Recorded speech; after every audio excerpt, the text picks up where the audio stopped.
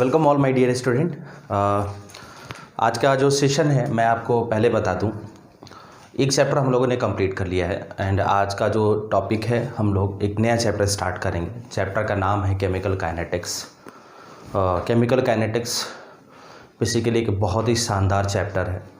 शानदार इसलिए भी है कि इस चैप्टर को अगर आपने थोड़ा बहुत मेहनत कर लिया, मतलब अगर अपने 6-7 घंटे की मेहनत कर ली तो इससे बनने वाले क्वेश्चंस आप कर ले जाओगे। समझ में आ रहा है कि नहीं आ रहा है? तो इस चैप्टर को हम लोग करेंगे, अच्छे से करेंगे। कुछ क्वेश्चंस भी हम इसमें लगाएंगे डिफरेंट कॉम्पिटिटिव एग्ज़ाम्स से। अगर मैं इस चैप्टर की बात बताऊं तो ये चैप्टर बेसिकली थोड़ा मैथमेटिकल एक्सप्रेशंस पे भी हैं। लाइक लॉग की थोड़ी बहुत प्रॉपर्टी आपको आनी चाहिए, ग्राफ वगैरह में उसकी ज़रूरत पड़ती है। उसके अलावा कुछ इक्वेशंस आपको आना चाहिए, छोटे मोटे डिफरेंशिएशन आना चाहिए, मतलब बेसिक मैथ्स भी आपको पहले से थोड़े बहुत आने चाहिए।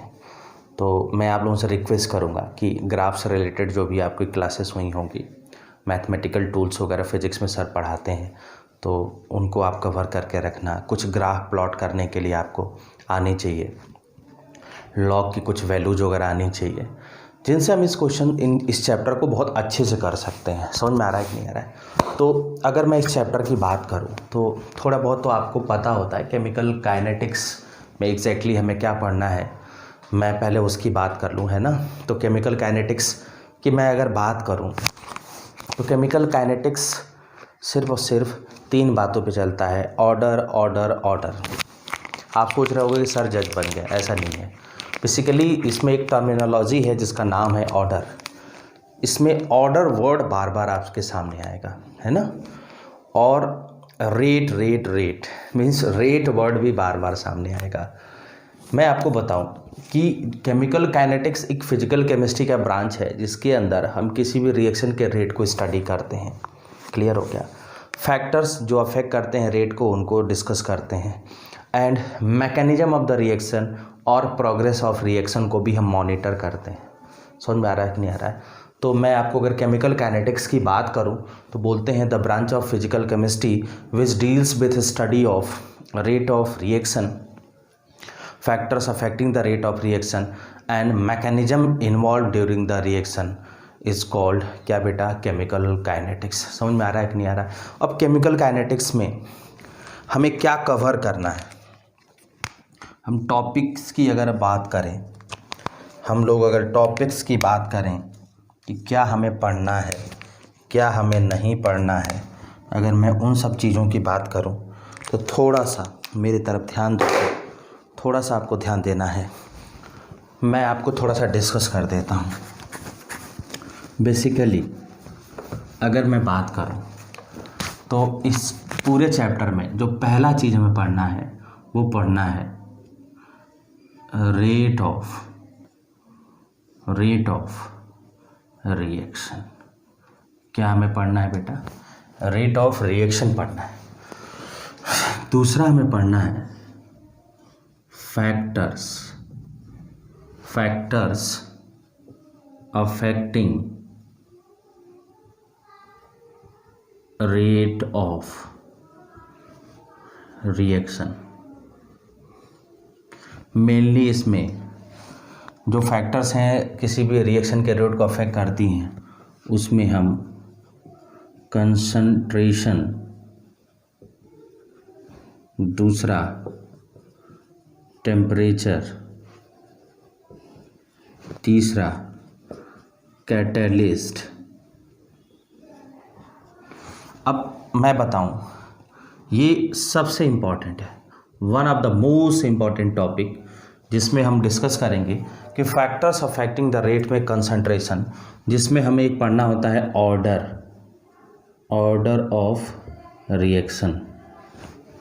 फिर हमें इसमें पढ़ना होगा रेट लॉ एक्सप्रेशन। और ऑर्डर अगर हमने बात करी तो इसमें फर्स्ट ऑर्डर मैं बताऊं आपको, zero order, first order, second order, nth order, इन रिएक्शन को पढ़ना है। Out of these all are first order reaction is very important. Okay, इन बातों का आपका ध्यान रखना है। उसके बाद हमें टेम्परेचर पढ़ना होगा, फिर हमें पढ़ना होगा कैटलिस्ट। समझ में आ रहा है कि नहीं आ रहा है? और थर्ड पॉइंट पे हमें पढ़ना है, मैं आपको बताऊं, जो थर्ड इसमें हमें पढ़ना होगा वो पढ़ना होगा कि डिटर्मिनेशन ऑफ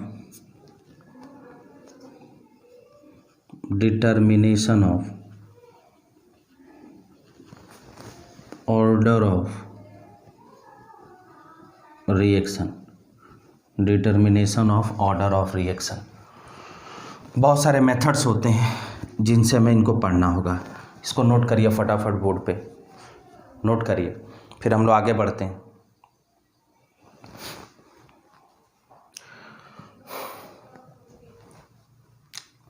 हमें क्या पढ़ना है? Rate of reaction, factors affecting rate of reaction, concentration, temperature and catalyst. और भी फैक्टर हैं, इसमें कंसंट्रेशन बहुत ही इम्पॉर्टेंट है, ये IMPT मैंने लिख दिया, ये बहुत ही इम्पॉर्टेंट है। इसमें ऑर्डर आएगा, रेट लॉ एक्सप्रेशन आएगा, और रेट में इतनी सारी रिएक्शंस हमें पढ़नी होगी। समझ में आ रहा है कि नहीं आ रहा है? उसके बाद पढ़ना होगा हमें मॉनिटरिंग ऑफ रिएक्शन, या हम जिसको बोलेंगे प्रोग्रेस ऑफ रिएक्शन। क्या पढ़ना होगा बेटा? प्रोग्रेस ऑफ रिएक्शन पढ़ना होगा, है ना? तो अब इनमें बहुत सारे छोटे मोटे टॉपिक्स आएंगे जिनको हमें बार बार डिस्कस करना होगा। फर्स्ट ऑर्डर में बहुत सारा आएगा, रिवर्सिबल इरिवर्सिबल भी आता है, बात सुन में आ रही कि नहीं आ रही? पैरेलल और सीरीज रिएक्शंस भी होती हैं। तो इसमें बहुत सारी ऐसी चीज़ें हैं जिन्हें हमें डिस्कस करना है, बट मेनली हमें रेट क्लियर हो गया। उसके बाद हम लोगों को फैक्टर्स अफेक्टिंग रेट रिएक्शन, ये फिर हमें determination of order of reaction, फिर प्रोग्रेस ऑफ रिएक्शन, ठीक है, या मॉनिटरिंग ऑफ रिएक्शन भी बोलते हैं हम। क्या बेटा? मॉनिटरिंग ऑफ रिएक्शन हमें कवर करना होगा। समझ में आ गई कि नहीं आ गई? इतनी बातों का हमें ध्यान रखना है। क्लियर हो गया? नोट करिए फटाफट इसको, ठीक है। Rate of reaction, factors affecting rate of reaction, ये ऑर्डर, ये सारा determination of order of reaction, progress of reaction. आगे बढ़ते हैं। बेसिकली हमें इसमें मैं बात करूँ तो हमें पढ़ना है एक और ऑर्डर चीज़ पढ़ना है जिसको बोलते हैं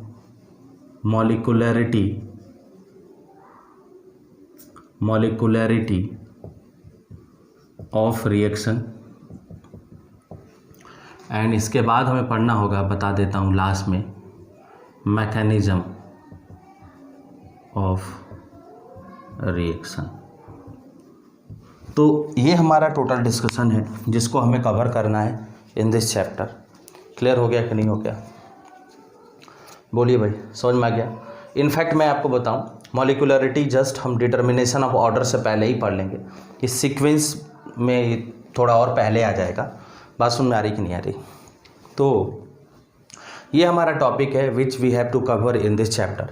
एंड स्टार्ट करते हैं एक तरफ से। पहला मैं आपको बताऊं, रफ कर रहा हूं इसको।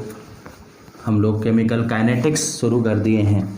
केमिकल काइनेटिक्स में बेसिकली जो अभी का सेशन है उसमें मैं बताऊं, हमें पढ़ना है कि केमिकल काइनेटिक्स को बोलते हैं, इसको बोलते हैं branch of physical chemistry which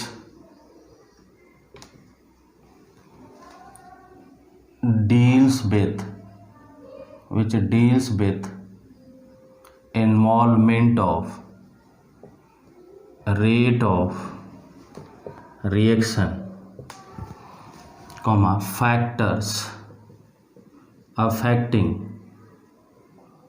the rate of reaction and mechanism mechanism of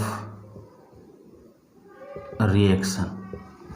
ठीक है ना। केमिकल काइनेटिक्स की अगर मैं बात करूं, अगर मैं पूछूं कि केमिकल काइनेटिक्स क्या है, तो केमिकल काइनेटिक्स के लिए we have few words like branch of physical chemistry which deals with involvement of rate of reaction, comma factors affecting the rate of reaction and क्या बेटा, and mechanism of the reaction और progress of the reaction. हम इतनी बातें कह सकते हैं। समझ में आ रहा है कि नहीं आ रहा है? बोलिए, क्लियर हो गया? मतलब बेसिकली जो मेजर हमें चीज़ इसमें स्टडी करना है वो है रिएक्शन का रेट। अब मैं आपको पूछूं कि रेट क्या है, मैं आपसे पूछूं कि रेट क्या है, व्हाट इज़ रेट, तो रेट आप समझ सकते हो कि मेरे पास, मैं कहूँ कि हमारे पास यहाँ पे वुड है और हमारे पास यहाँ पे क्या है बेटा, एलपीजी है। अब दोनों को हमने जलाया, दोनों को हमने बर्न किया, तो ये फास्ट चलेगा, ये थोड़ा सा स्लो होगा। मतलब इसका एक रेट देख सकते हैं कि इसमें जो बर्निंग का जो टेंडेंसी होगी फास्टर कंपेयर टू वुड होगा। हम ये कह सकते हैं कि रेट ऑफ रिएक्शन बर्निंग इस एलपीजी में क्या है, तेज़ है, जबकि यहाँ पे क्या है, स्लो है। यहाँ फास्ट है, यहाँ स्लो है। ऐसे हम कह सकते हैं कि कोई भी इंसान है जो कि 5 किलोमीटर की डिस्टेंस 2 आवर्स में कवर करता है, तो इसका चलने का रेट क्या होगा। या हम कह सकते हैं कि cost of 5 pen is 20 rupees, then cost of 1 piece. ये सब रेट को ही रिप्रेजेंट कर रहे हैं। थोड़ी मेरी बात समझना, रेट का मतलब होता है change in any physical quantity with respect to time, पहली बात। या आप सम अमाउंट कह सकते हो। क्लियर हो गया कि नहीं हो गया? तो रेट होता है किसी फिजिकल क्वांटिटी में होने वाले चेंज को अगर टाइम के रिस्पेक्ट में हम लोग कैलकुलेट कर दें तो वो हमारे लिए रेट कहलाता है। समझ में आ रहा है कि नहीं आ रहा है? अब मैं आपसे पूछूं कि on basis of rate reactions are 3 types. मतलब on basis of rate reaction हमारे 3 तरह के हैं। एक को बोलते हैं वेरी फास्ट रिएक्शन, एक होता है वेरी स्लो रिएक्शन, एक होता है मॉडरेट रिएक्शन। मतलब ऑन बेसिस ऑफ रेट, मैंने रेट को भी डिफाइन नहीं किया, बट किस रेट के बिहाफ पे जो हमारा जो रिएक्शन होता है, पहले मैं वहीं से शुरू हमने कर लिया। हमने कहा very fast reaction, very slow reaction and moderate reaction. अगर मैं बात करूं, मैं पूछूं कि वेरी फास्ट रिएक्शन क्या होता है, तो बोलते हैं those reaction which required very short time for their completion. मतलब वो रिएक्शन जिसको कंप्लीट होने में बहुत ही कम समय लगे। हम कह सकते हैं those reaction which required very short time for their completion is called very fast reaction, very fast reaction। मतलब क्या है, एग्जाम्पल से समझते हैं। हम कह सकते हैं ionic reactions are example of very fast reaction. जो आयनिक रिएक्शंस होते हैं वो होते हैं क्या बेटा, वेरी फास्ट रिएक्शन।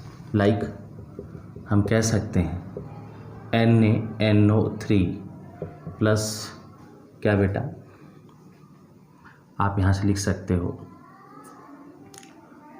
हम ऐसा करते हैं AgNO3 प्लस NaCl के रिएक्शन कराएं, ये बनाएगा AgCl प्लस NaNO3। ये जो रिएक्शन है एक आयनिक रिएक्शन है, या हम कह सकते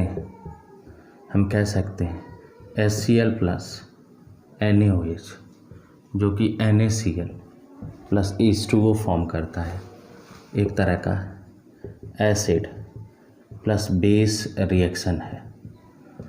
तो जो आयनिक रिएक्शंस होती हैं एसिड बेस का आप टाइट्रेशन देखना, बड़े शॉर्ट, मतलब पता ही नहीं चलता है कब ये रिएक्शन हो जाएगा। समझ में आ रहा है कि नहीं आ रहा है? मतलब है क्या, वेरी फास्ट रिएक्शन का मतलब ये है कि वो वेरी शॉर्ट टाइम में हो जाता है। मतलब ऐसा मानना है 10⁻⁻14 से लेकर 10⁻⁻16 सेकेंड में हो जाता है। समझ में आ रहा है कि नहीं आ रहा है?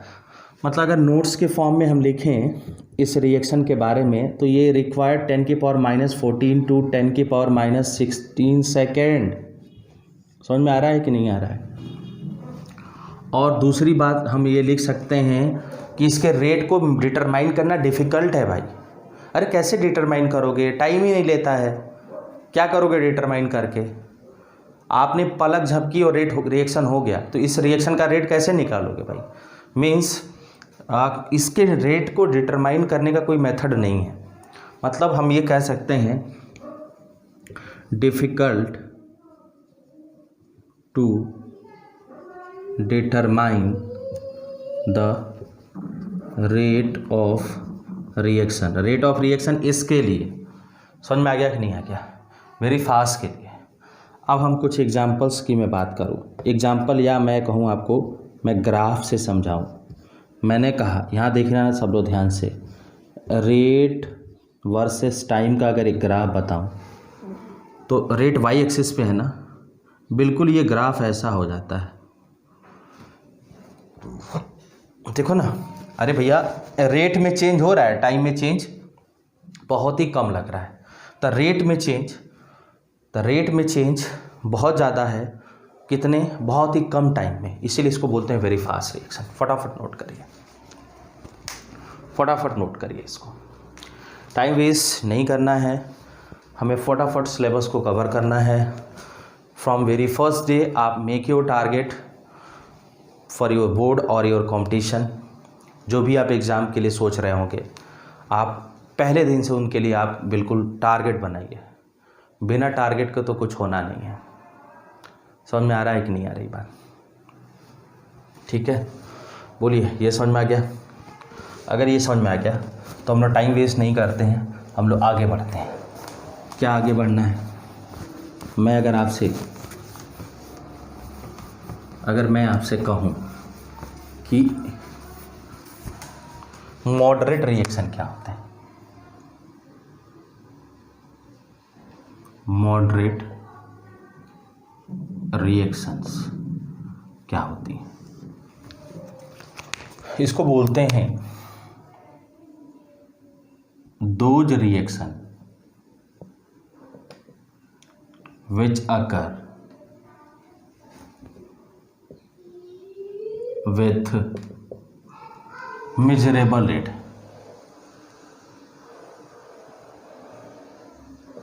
is called moderate reaction। और इसमें एक नोट्स होगा, मैं उसको बोल देता हूँ। बेसिकली ये मॉलिक्यूलर रिएक्शंस होती हैं। क्या होती हैं? मॉलिक्यूलर रिएक्शंस होती हैं जो मेजरेबल रेट से होती हैं। मतलब दे रिक्वायर्ड सम मिनट, हम कह सकते हैं सम मिनट्स, सम आवर्स और डे। समझ में आ रहा है कि नहीं आ रहा है? और ये मॉलिकुलर होती हैं, मतलब some bonds break and some new bonds form की कंडीशन होती है। मतलब इस रिएक्शन में कुछ बॉन्ड ब्रेक होते हैं, कुछ नए बॉन्ड बनते हैं। समझ में आ रहा है कि नहीं आ रहा है? कुछ बॉन्ड ब्रेक होते हैं, कुछ नए बॉन्ड बनते हैं। मॉलिकुलर रिएक्शन होती हैं, मेजरेबल रेट से होती हैं। इनके रेट को डिटरमाइन किया जा सकता है। इनफैक्ट मैं बताऊं, हमें यही पढ़ना है, हम इसी को डिस्कस करेंगे। बात समझ आ रही कि नहीं आ रही? इसके एग्जाम्पल की मैं बात करूं, अगर मैं इसके एग्जाम्पल की बात करूं तो हम लिखते हैं इसमें मॉलिकुलर रिएक्शन।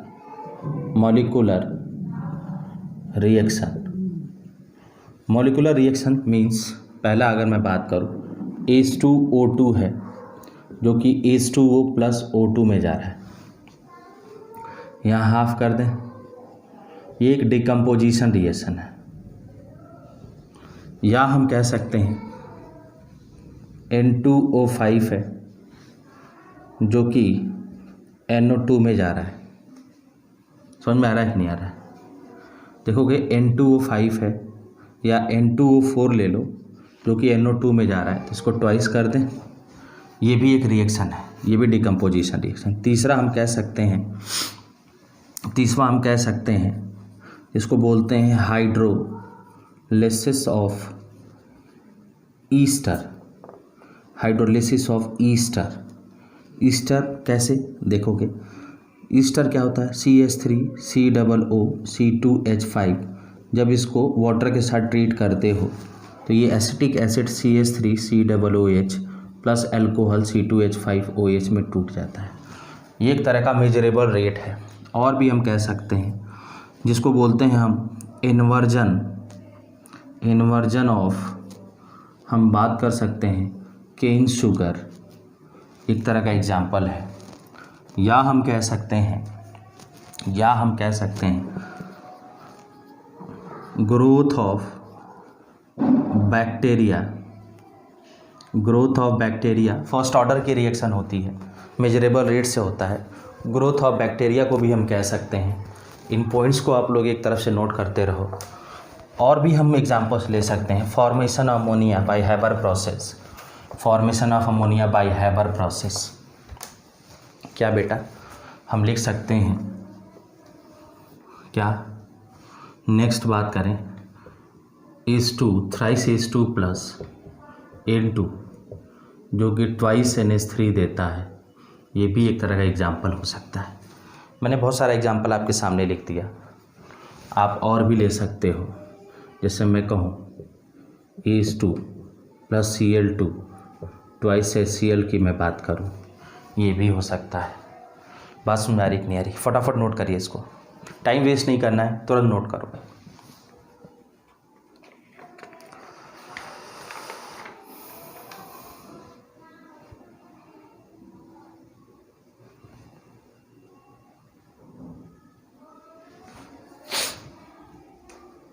बोलिए।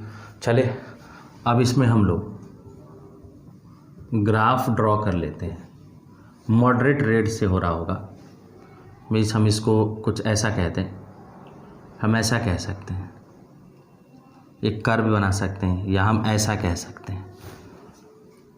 आप ये भी कह सकते हो। देखो, यहाँ पे हमारे लिए है रेट, यहाँ पे हमारे लिए है टाइम। रेट और टाइम में एक फिक्स रेशियो में जा रहा है, जितना रेट में चेंज हो रहा है उसी हिसाब से टाइम में भी चेंज हो रहा है। तो इसको हम बोल सकते हैं ये हमारा एक मॉडरेट रिएक्शन है। क्या है बेटा? ये हमारा एक मॉडरेट रिएक्शन है। समझ में आ रहा है कि नहीं आ रहा है? देखिए इसको। चले आगे बढ़े, नेक्स्ट की तरफ हम लोग बढ़ते हैं। नेक्स्ट हमारा है वेरी स्लो रिएक्शन।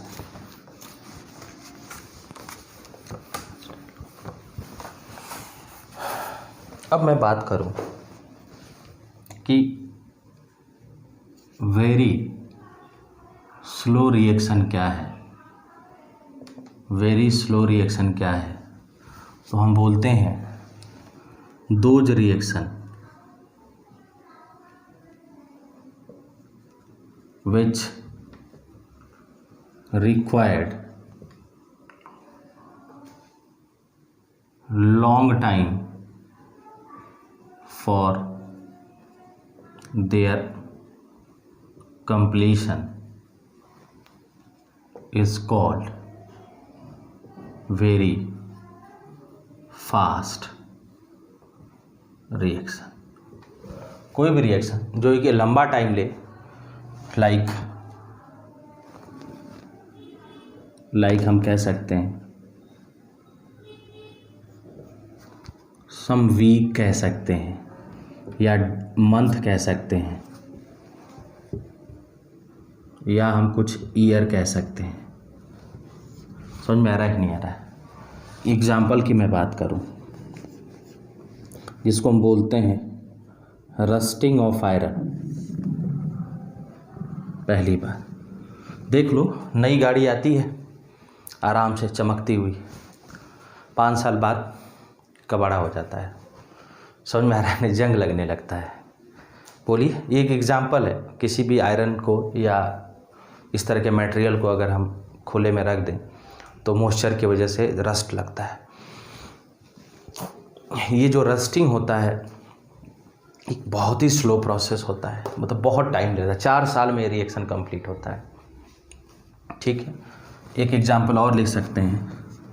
हम लिख सकते हैं फॉर्मेशन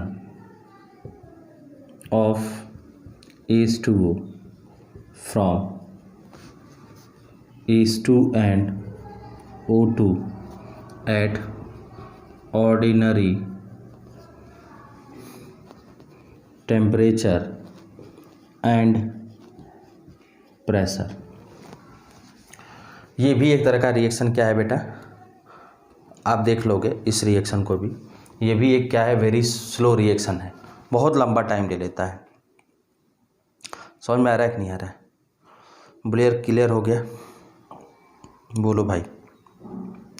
अब हम लोग और भी एक आध एग्जाम्पल यहाँ लिख देते हैं। जैसे मैं बात करूँ, CO है, H2 के साथ रिएक्शन करके एल्कोहल बनाता है CH3OH। तो ये रिएक्शन भी वेरी स्लो होता है, बिना यहाँ कंडीशन के अगर कराओगे तो। समझ में आ गया? बोलिए। अब हम इसके लिए ग्राफ की बात करें। अगर मैं इसके लिए ग्राफ की बात करूं तो क्या ग्राफ है देखना है। अगर मैं इसके लिए ग्राफ की बात करूं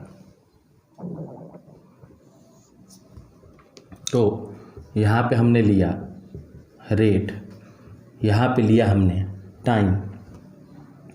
कुछ इस तरह का वेरिएशन होगा। देखो, टाइम खूब लग रहा है और रेट में चेंज कुछ नहीं हो रहा है। देखो ना भाई, रेट ये लाइन बिल्कुल वाई एक्सिस के एक्स एक्सिस के पैरेलल दिख रही है। थोड़ा बहुत होगा, क्योंकि थोड़ा बहुत तो रेट हो ही रहा है ना। इस तरीके से हम कह सकते हैं, थोड़ा और स्लोप दे देते हैं। इस तरीके से थोड़ा सा हम लोग कर लेते हैं। समझ में आ रहा है कि नहीं आ रहा? बिल्कुल पैरेलल दिख रही है क्या? तो और थोड़ा सा नीचे ले आओ इसको, कुछ ऐसे ले लो। ठीक है, ये रिएक्शन होगी, मतलब थोड़ा बहुत चेंज होगा, बट टाइम में चेंज बहुत बड़ा होगा और रेट में चेंज ना के बराबर होगा। क्लियर हो गया कि नहीं हो गया? ये रही बातें। क्या रही बातें? समझ में आ रहा है कि नहीं आ रहा है? बोलिए, नोट करिए, इसको नोट करिए और आगे हम लोग बढ़ते हैं। क्लियर हो गया कैसे हम लोग आगे बढ़ेंगे? और बेसिकली अब हम लोग आगे रेट और जो चीज़ें हैं उनको एक तरफ से डिस्कस करना शुरू करते हैं। रब कर रहा हूँ मैं इसको।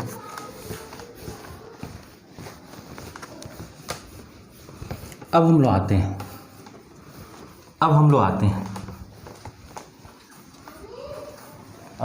हैं बेसिकली मैं आपको बताऊं अब हमें पढ़ना है रेट ऑफ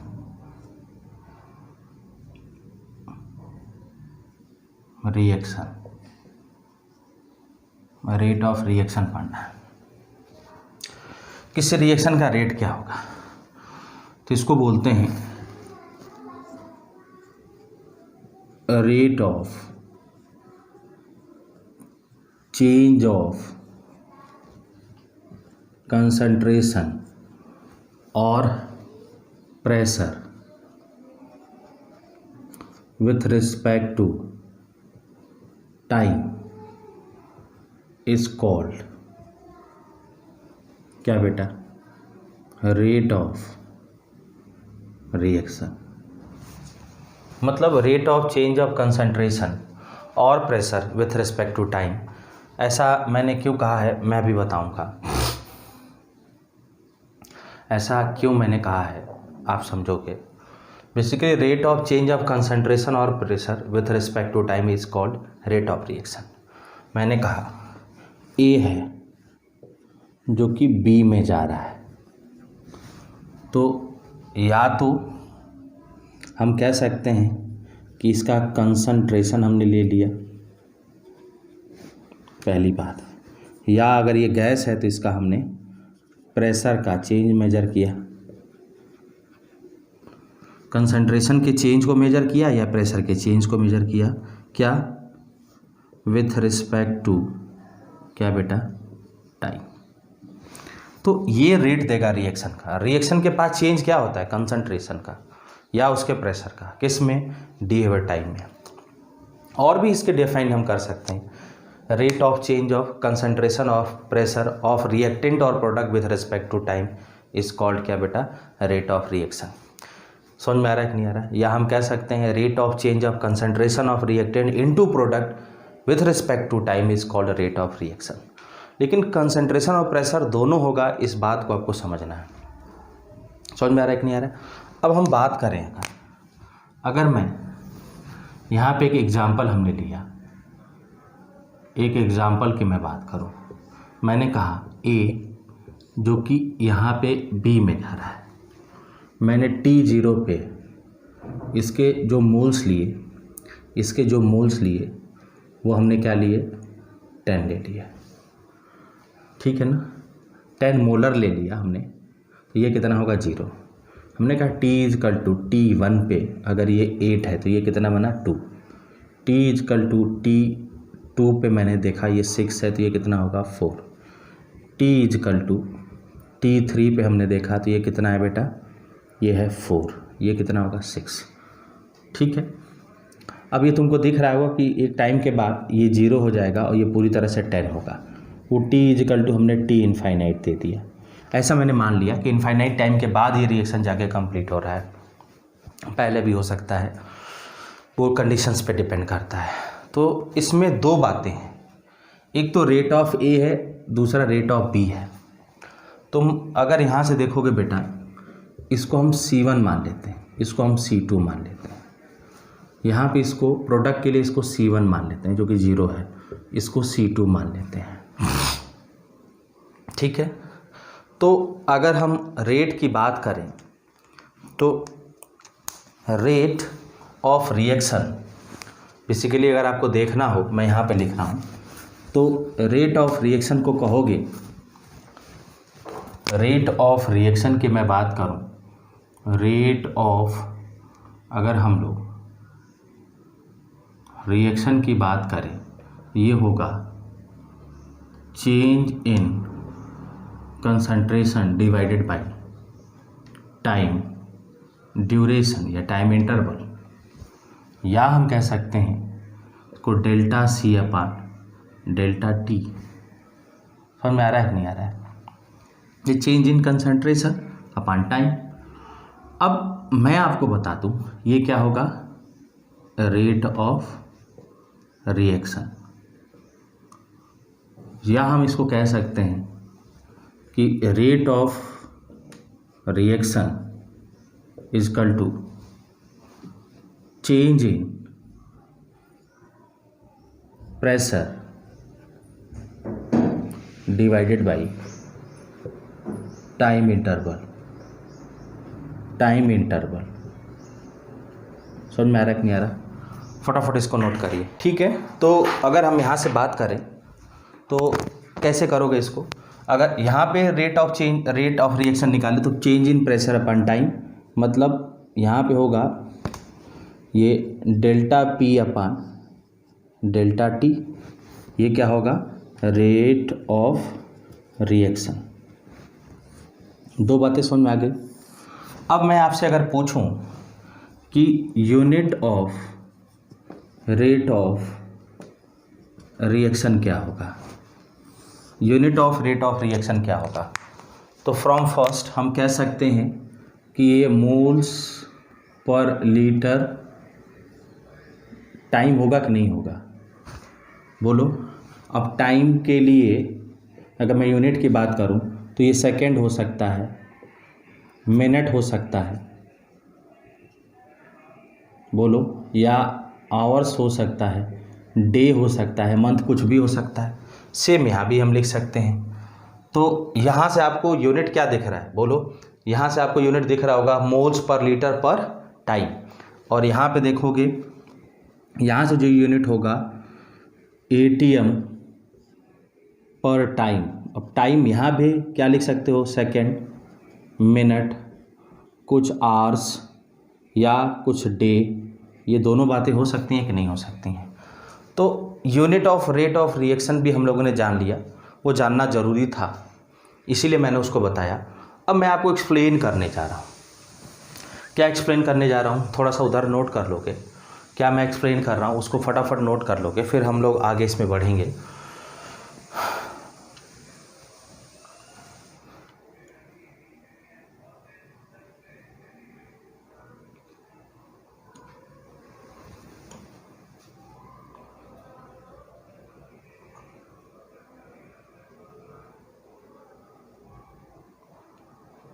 नोट कर लिया, चलो। यहाँ देखोगे कि अगर रेट ऑफ ए की बात करो तो वो आपको क्या दिख रहा है, और रेट ऑफ बी की मैं बात करूँ तो वो कैसे दिख रहे हैं, यहाँ थोड़ा सा मैं समझाऊंगा आपको।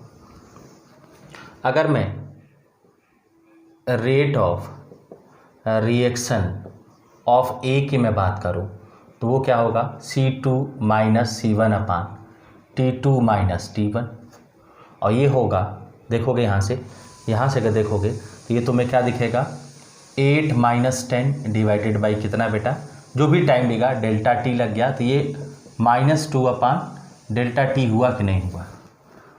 लेकिन अगर मैं यहीं आपसे पूछूं कि rate of reaction of b की बात करो तो वो क्या होगा, change in concentration C2 minus C1 upon T2 minus T1, ये होगा, देखोगे C2 2 minus 0 divided by delta t, means ये होगा 2 डिवाइडेड बाई डेल्टा टी। या हम इसको लिख सकते हैं और करके लिख सकते हैं delta c upon delta t, समझ में आ रहा है कि नहीं आ रहा है। और यहाँ हम लिख सकते हैं minus delta c upon delta t. आप कहीं के लिए भी चेक करोगे तो इसके लिए रेट कैसा आ रहा है, नेगेटिव, और इसके लिए रेट कैसा आ रहा है, पॉजिटिव। फटाफट इसको देखिए, मतलब यहाँ डाउट बनेगा भाई, उस डाउट को क्लियर करना बहुत ज़रूरी है। इसको देखिए फटाफट। मैं रेट ऑफ रिएक्शन ऑफ ए की बात करूँ तो final concentration C2 minus C1 upon T2 अपान T1, ये नेगेटिव आ रहा है। लेकिन अगर रेट ऑफ बी की मैं बात करूँ तो ये कैसा आ रहा है, पॉजिटिव आ रहा है। तो हमें बात करना होगा, हमें बात करनी होगी क्या मैं इसको रफ करूँ, बोलिए बेटा, इसको रफ कर दूँ, देखिएगा आप लोग, अगर आप कहेंगे तो मैं इसको नोट करूँ, है ना। चलिए, अगर मैं इसकी बात करूँ, थोड़ा समझोगे, अगर मैं इसकी बात करूँ तो हमें एक रिजल्ट मिला कि rate of reaction of reactant ये होता है minus delta c upon delta t. अगर मैं rate of reaction of product की मैं बात करूं तो ये होता है plus delta c upon delta t. समझ में आ रहा है कि नहीं आ रहा है। इस दो बात का आपको ध्यान रखना है, मतलब रिएक्टेंट का रेट हमेशा नेगेटिव होगा और प्रोडक्ट का रेट कैसा होता है, पॉजिटिव होता है। ऐसा मैं आपको बताऊं, रेट कभी नेगेटिव होता ही नहीं है। मैं आपको बताऊं, रिएक्शन का रेट कभी नेगेटिव नहीं होता है। किसी इंडिविजुअल स्पीसीज का रेट क्या हो सकता है हमारा, नेगेटिव या पॉजिटिव हो सकता है। जो रिएक्शन होगा उसका रेट कभी नेगेटिव नहीं होगा। मतलब हम लिख सकते हैं कि rate of reaction never negative, it always positive, but rate of particular species में बी नेगेटिव और पॉजिटिव। जैसे रिएक्टेंट का रेट, प्रोडक्ट का रेट अलग अलग नेगेटिव पॉजिटिव हो सकते हैं, लेकिन ओवरऑल जो रिएक्शन के लिए रेट हो रहा होगा वो रेट कभी नेगेटिव नहीं होगा। उसको अभी हम लोग आगे प्रूफ करने वाले हैं, परेशान होने की ज़रूरत नहीं है। इसको ध्यान से देखिएगा कि रिएक्टेंट के लिए माइनस साइन लगाओगे और प्रोडक्ट के लिए पॉजिटिव साइन लगाओगे। ये साइन इसलिए लगाते हैं, साइन नेगेटिव इसलिए लगा कि यहाँ पे कंसंट्रेशन क्या हो रहा होगा, डिक्रीज हो रहा होगा, और यहाँ पे कंसंट्रेशन इंक्रीज होता है। इन दो बातों की वजह से हमें ये काम करना पड़ता है, अदरवाइज हमें इसमें कोई भी दिक्कत नहीं है। समझ में आ रहा है कि नहीं आ रहा है? बोलिए, ये बात समझ में आ रही है आप लोगों को? अगर ये बात समझ में आ रही है तो मैं आगे बढ़ूं। बोलिए, इसको आगे बढ़ूं क्या, कैसे देखना है? अब रेट ऑफ, हम यहाँ पे रेट ऑफ रिएक्टेंट को हम रेट ऑफ डिसअपीयरेंस भी बोलते हैं, या इसी को हम रेट ऑफ कंजम्पशन भी बोलते हैं। समझ में आ रहा है कि नहीं आ रहा है? कैसे? ए है जो कि बी में जा रहा है, एक तो ये धीरे धीरे गायब हो रहा है, पहले 10 देखा, फिर 8 देखा, फिर 6 देखा, फिर 4 2, फिर 2, फिर 0, ये धीरे धीरे डिसअपियर हो रहा है या कंज्यूम हो रहा है। तो इसीलिए रेट ऑफ रिएक्टेंट को हम रेट ऑफ डिसअपियरेंस और रेट ऑफ कंजम्पशन के नाम से भी जानते हैं। बात समझ आ रही कि नहीं आ रही? बोलिए। तो इसको हम बोलते हैं, अगर मैं इसको लिखूं, इसको बोलते हैं rate of change of concentration oblique pressure of reactant in per unit time, समझ में आ रही है कि नहीं आ रही बात? मतलब किसी यूनिट टाइम में किसी रिएक्टेंट के कंसंट्रेशन और प्रेशर में होने वाला जो चेंज होता है उसको बोलते हैं हम क्या बेटा, रेट ऑफ रिएक्शन। मतलब अगर मैं रेट ऑफ डिसअपीयरेंस की मैं बात करूं, ठीक है, किसके लिए? ए के लिए। रिएक्शन में यहाँ लिख देता हूँ, ए इजकल टू हमारा बी है, ये कितना होगा बोलोगे? Minus delta c over delta t. समझ में आ रहा है? नेगेटिव साइन आएगा, या ये डेल्टा लगाओगे तो एक लार्ज चेंज दिखाता है, या इसको हम minus d c over d t भी कहते हैं, जो कि एक स्मॉल चेंज को दिखाता है। ये आगे सब क्लियर होगा, अब परेशान होने की ज़रूरत नहीं है, थोड़ा थोड़ा समझते रहो, ठीक है? क्लियर हो गया कि नहीं हो गया? बोलो बेटा, minus d c over d t clear हो गया? बोलो, ये क्लियर हो गया ना? फटाफट बोर्ड पे नोट करो, मैं फिर आगे इसको रफ करूँ। अब रेट ऑफ अपीयरेंस या रेट ऑफ प्रोडक्शन कंजम्पशन या रेट ऑफ प्रोडक्शन, प्रोडक्ट के लिए हमें बात करनी है। तो अगर इसको तुमने नोट कर लिया हो तो हम आगे बढ़ें।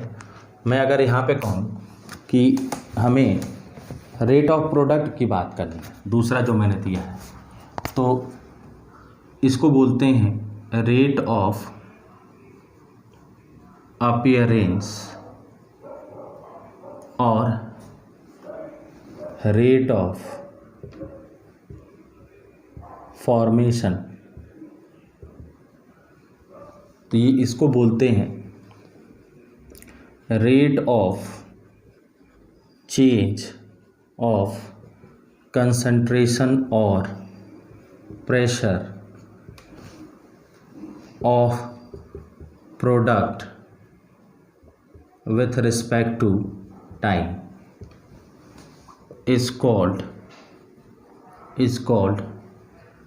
rate of क्या बेटा, फॉर्मेशन या रेट ऑफ प्रोडक्ट। मतलब अगर मैं rate of appearance of b की बात करूं, रेट ऑफ अपीयरेंस ऑफ मैं बी की बात करूं तो ये कितना होगा, delta c upon delta t, positive sign लगाओगे, या इसी को लिख सकते हैं, या हम लिख सकते हैं बहुत छोटे के लिए अगर देखें, ये तो लार्ज एक लार्ज कन्वर्जन के लिए है ना, लेकिन अगर स्मॉल के लिए देखें तो इसको d c over d t लिख सकते हो, या हम इसको बी के टर्म में लिखें तो minus d b over d t भी लिखते हैं, पॉजिटिव साइन आएगा, सॉरी मैं नेगेटिव बोल रहा हूँ बार बार, पॉजिटिव आएगा। समझ में आ रहा है कि नहीं रहा, गलत वर्ड निकल रहे हैं, संगति का असर है, नोट करिएगा इसको। मतलब रेट ऑफ अपीयरेंस कैसा हुआ, पॉजिटिव, रेट ऑफ डिसअपीयरेंस कैसा हुआ, नेगेटिव। अब इन्हीं रेट से हम रिएक्शन का रेट भी निकालेंगे, बिल्कुल परेशान होने की ज़रूरत नहीं है, इन्हीं से हम रिएक्शन का भी रेट निकालेंगे।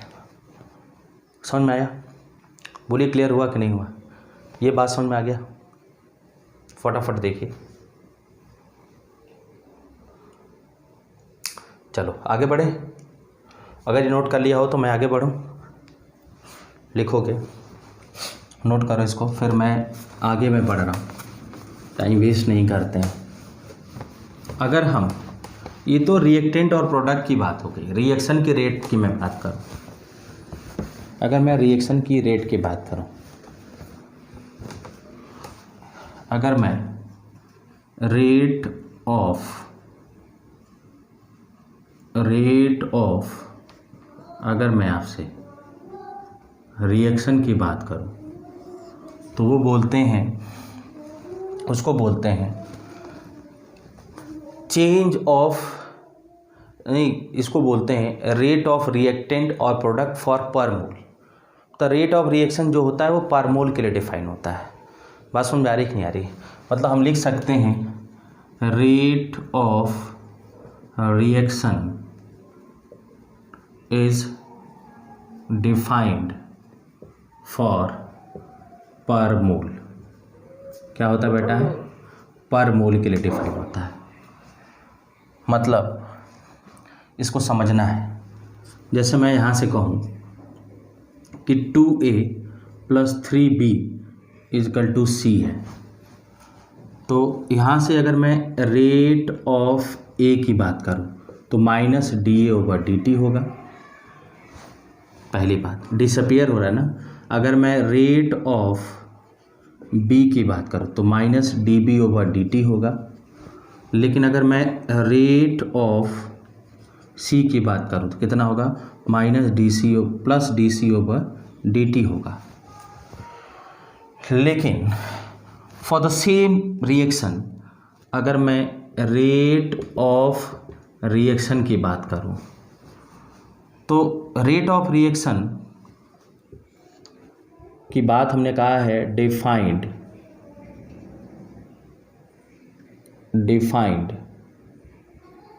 फॉर 1 मोल। तो आप यहां से कह सकते हो कि इसके 2 मोल के लिए चेंज dC/dt है, ऐसा लिख सकते हो ना। फॉर 2 मोल चेंज हमारा कितना है, -dA/dt। सो फॉर 1 मोल क्या होगा, 1/2 -dA/dt। क्लियर हुआ कि नहीं हुआ। इसी तरीके से फॉर मैं B की बात करूं तो फॉर 3 मोल्स रेट क्या है इसका, -dB/dt। तो 1 मोल के लिए कितना होगा, 1/3 -dB/dt। समझ में आ रहा है कि नहीं आ रहा है। अगर मैं यहाँ से आपसे कहूँ फॉर C, यहाँ देखोगे ये चेंज कितने के लिए है, फॉर 1 मोल। फॉर C के लिए मैं बात करूँ क्या होगा आपको, for 1 mole rate of appearance कितना है, +dC/dt। अब ये सारे रेट किसके लिए, 1-1 मोल के लिए हैं, तो सब आपस में इक्वल होंगे। समझ में आ रहा है कि नहीं? अगर मैं कहूँ कि सभी 1 मोल के लिए डिफाइन हो रहे हैं तो हम लिख सकते हैं कि rate of reaction ROR will be equal to क्या, -1/2 dA/dt। देखो ना यार, सभी 1 मोल के लिए डिफाइन है तो इक्वल होंगे, will be equal to 1/3 -dB/dt will be equal to क्या बेटा, dC/dt। क्लियर हो गया कि नहीं हो गया? ये क्या है हमारा रेट ऑफ रिएक्शन 1 मोल के लिए, यहाँ पे 1 मोल के लिए, यहाँ पे 1 मोल के लिए, यहाँ पे निकाला। तीनों जगह से जो भी वैल्यू आएंगे आपस में इक्वल होंगे, तीनों को हमने इक्वेट करा दिया।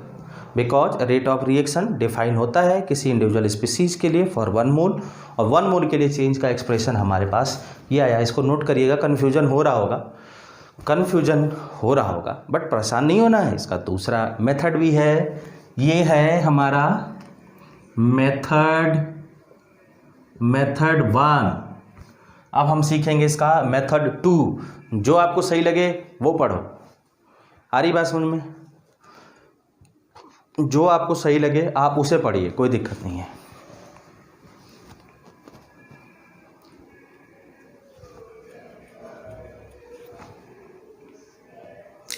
नोट कर लिया? चले आगे बढ़े। बोलिए, है क्या परमिशन आगे बढ़ने का? ठीक है, बढ़ते हैं। देखो, इसका मैं एक और आसान तरीका बताता हूँ। इसके लिए और भी आसान तरीके की मैं बात करूँ, मीन्स अगर मैं आपसे मेथड 2 की बात करूँ तो मैंने कहा 2A + 3B = C है। ये A0 है, ये B0 है और ये 0 है। ये कौन सा टाइम है? T0 है ना। अब T = T डैश पे अगर देखें तो ये A0 - 2x होगा, ये B0 - 3x होगा, और ये कितना होगा? x होगा कि नहीं होगा? देख लो फटाफट देखिए। अब मैं बात करूं कि रेट ऑफ A क्या होगा? -dA/dt। इसको लिख सकते हैं -d/dt, और A की जगह क्या लिख सकते हो? देखोगे फाइनल कितना है भाई? फाइनल ये है ना, A0 - 2x, इनिशियल कितना है? -A0। क्लियर हुआ? ये कैंसिल हुआ, और ये कितना होगा? 2 × dx/dt।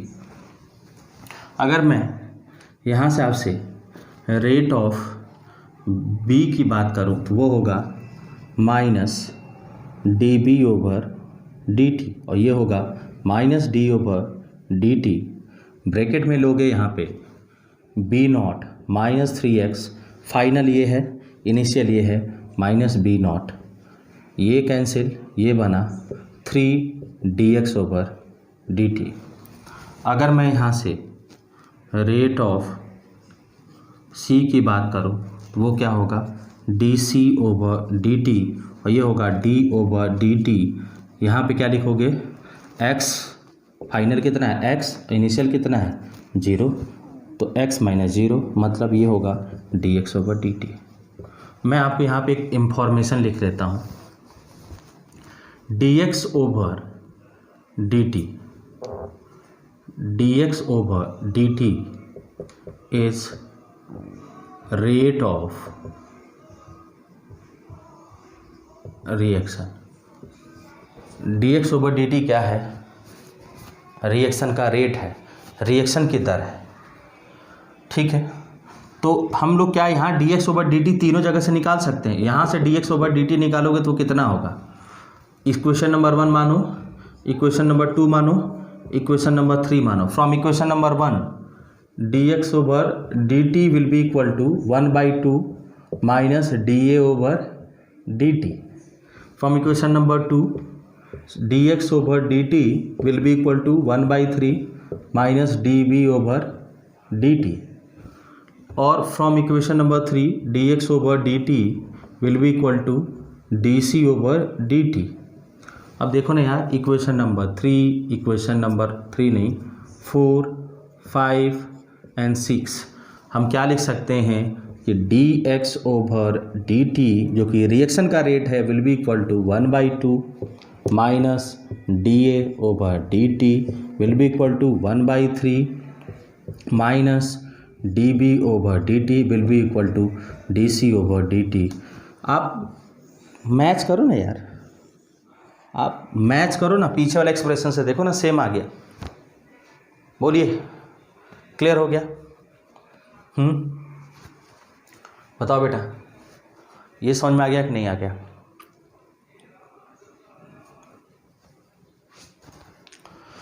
फटाफट नोट करिए इसको, टाइम वेस्ट नहीं करना है, तुरंत तुरंत नोट करो, तुरंत तुरंत नोट करो।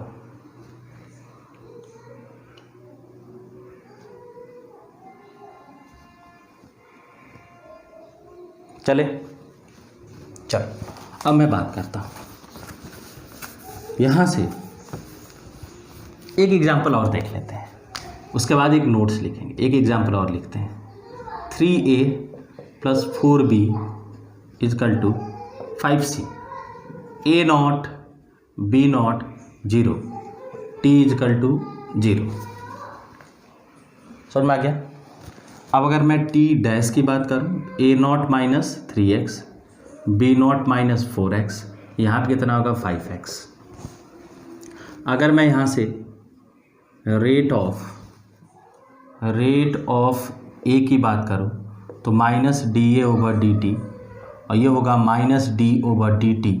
a की जगह हम लिख सकते हैं a not minus 3x minus a not से नॉट कैंसिल, ये हुआ 3dx ओवर dt। क्या बना? अगर मैं यहाँ से रेट ऑफ b की मैं बात करूँ, ये होगा minus db over dt, minus d over dt। b की जगह हम लिख सकते हैं b not minus 4x minus b not, ये b नॉट से b नॉट कैसे 4 टाइम dx ओवर dt। अगर मैं रेट ऑफ c की बात करूं तो प्लस dc ओवर dt होगा, और ये कितना होगा d ओवर dt। क्या बेटा? 5x माइनस 0, फाइनल 5x है ना, ये होगा 5dx ओवर dt। इन तीनों को इक्वेट कराएं तो तुम्हें दिख गया क्या? dx over dt will be equal to 1/3 minus da over dt will be equal to 1/4 minus db over dt will be equal to 1/5 dc over dt। समझ में आ रहा है कि नहीं आ रहा है? ये हमारा फिर से एक एक्सप्रेशन आया, ये हमारा फिर से एक्सप्रेशन आया। अब मैं आपको रिजल्ट बताने जा रहा हूँ, अब मैं आपको रिजल्ट बताने जा रहा हूँ। क्या रिजल्ट? कि जो ये बन के आ रहा है ना, जैसे मैं यहाँ से लिखूँ dx ओवर, इंक नहीं है, इस दूसरे मार्कर को यूज करते हैं। अगर मैं यहाँ से कहूँ dx over dt will be equal to 1/3 minus da over dt, और यहाँ से लिखें तो 1/4 minus db over dt will be equal to 1/5 dc over dt, है ना? इसको बोलते हैं, इसको बोलते हैं बेटा रेट एक्सप्रेशन। क्या बोलते हैं?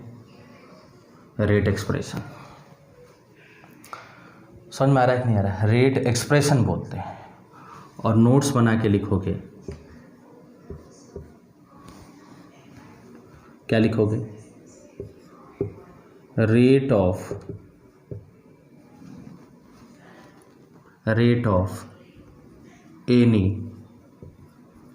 इंडिविजुअल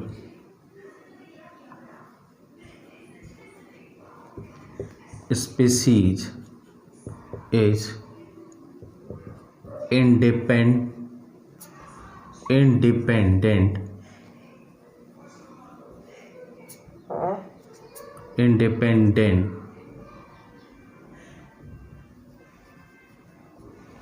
ऑफ स्टाइकियोमेट्रिक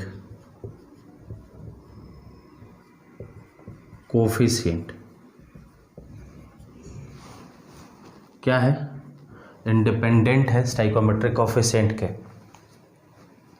दूसरा, rate of reaction is dependent of stoichiometric coefficient, है ना। तीसरा, rate of reaction is positive. ये तीनों बात में आपको समझ में आना चाहिए। रेट ऑफ ए कितना है, माइनस साइन लगा, कोई इसके साथ कोफिशिएंट आ रहा है, नहीं। Rate of b minus sign लगा, कोई कोफिशिएंट आ रहा है, नहीं आ रहा है। Rate of c plus sign लगा, कोई कोफिशिएंट आ रहा है, नहीं। लेकिन रेट एक्सप्रेशन dx/dt देखो 1/3 आया, 1/4 आया, 1/5 आया। मतलब रिएक्शन का रेट निकालने के लिए स्टाइकियोमेट्रिक कोफिशिएंट होना चाहिए, बैलेंस रिएक्शन होनी चाहिए। While in case of individual species, उस केस में हमें उसके स्टाइकियोमेट्रिक कोफिशिएंट से कोई लेना देना नहीं होता है। मतलब इंडिविजुअल किसी स्पीसीज का रेट निकालना हो तो वो इंडिपेंडेंट ऑफ स्टाइकियोमेट्रिक कोफिशिएंट होता है, और अगर रिएक्शन का रेट निकालना है वो डिपेंड करता है किसके स्टाइकियोमेट्रिक कोफिशिएंट के ऊपर। ये एक हमारा नोट्स था जिसको हमें लिखना था। समझ में आ रहा है कि नहीं आ रहा है, बोलिए क्लियर हो गया कि नहीं हो गया। ये आज का जो हमारा सेशन है, आई थिंक हम लोग आज यहीं कंप्लीट करते हैं, ठीक है। नेक्स्ट सेशन में हम लोग इन पे पहले क्वेश्चंस लगाएंगे, फिर हम पढ़ेंगे टाइप ऑफ रेट, ठीक है। अब हम रेट का ग्राफ, टाइप ऑफ रेट और उस पर क्वेश्चंस, फिर पढ़ेंगे हम factors affecting the rate of reaction.